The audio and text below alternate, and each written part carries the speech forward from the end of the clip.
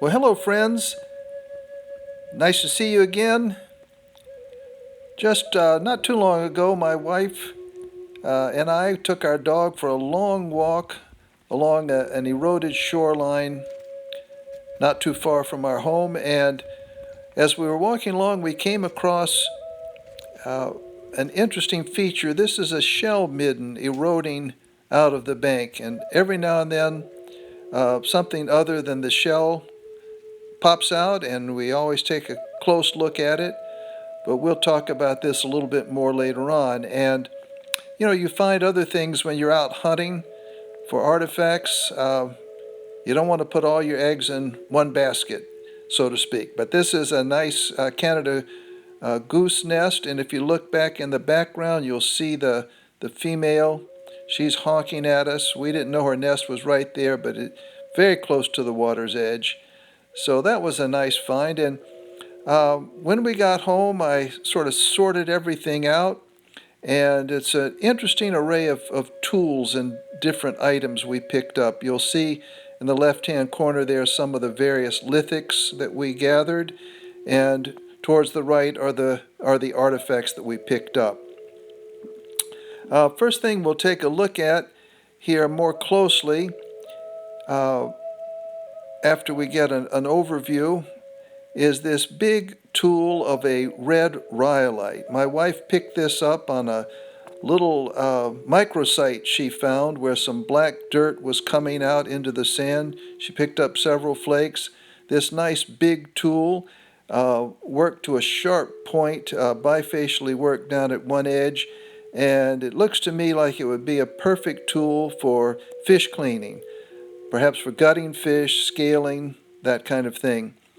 Down by that little shell midden that I mentioned, I found this piece of pottery. This is called Vinette pottery here in Massachusetts.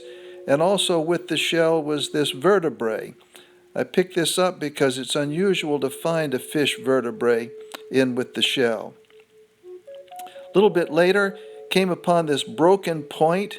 You'll see all the flaking's been worn away by the water action, but we'll talk about this in more detail later. Also picked up an interesting piece of flint.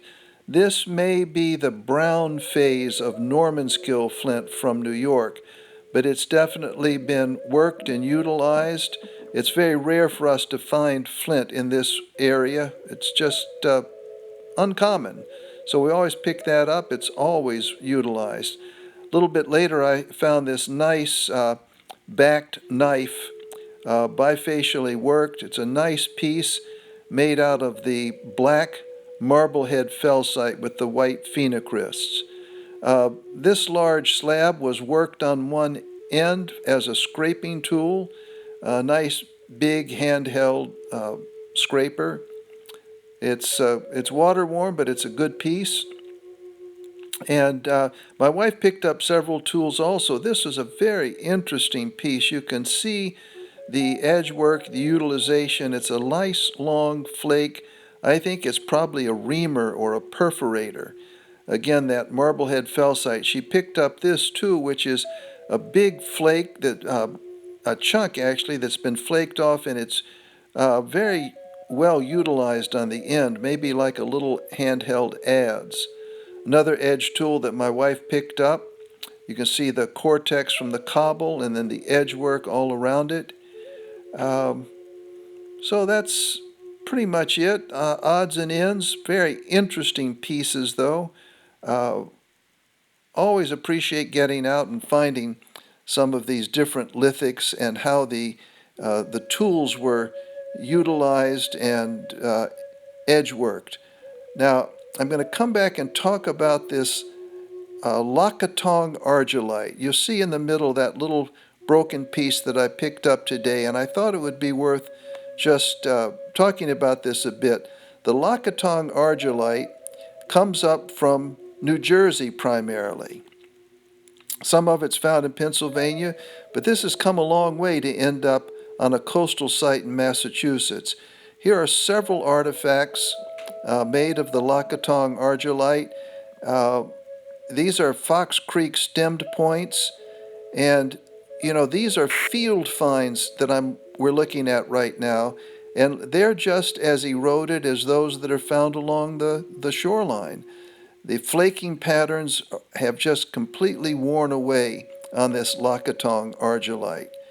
And Jeff Boudreau, in his typology of New England projectile points, says of the Lakatong argillite, this lithic from New Jersey and Pennsylvania seems to appear in New England during the broadblade tradition of the Atlantic phase, and then again in the Middle Woodland Fox Creek phase. He says it's easily identified by the severe weathering evident on the biface surfaces. And several of these points are Fox Creek, either Fox Creek stem points or Fox Creek lanceolate points. Here's another Fox Creek stem point. This one was found on the water's edge in another area, probably just a few miles away from the piece today.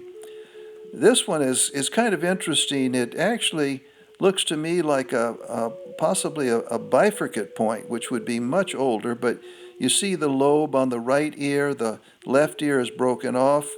Here's another little stemmed point.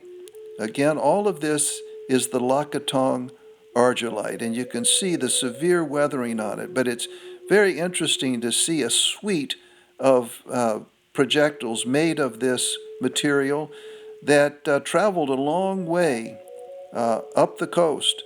This is the largest point I've found of this material. That's a Laxawacken point, and that is also a New Jersey style. We don't find those very often here in New England. It's the only one I've found in this whole area. But that big point was found on the same shoreline, just probably a quarter of a mile away from where the little broken piece was found today. But I just felt like it was well worth putting these together, letting you see this interesting material that's traveled a good distance. I wanted to also mention that in this same area, when the weather gets a little warmer, there's also some good fishing. So if you get tired of hunting for arrowheads, you can take a few casts, and here's my wife hooked up with a good bluefish in the same area where we were hunting arrowheads.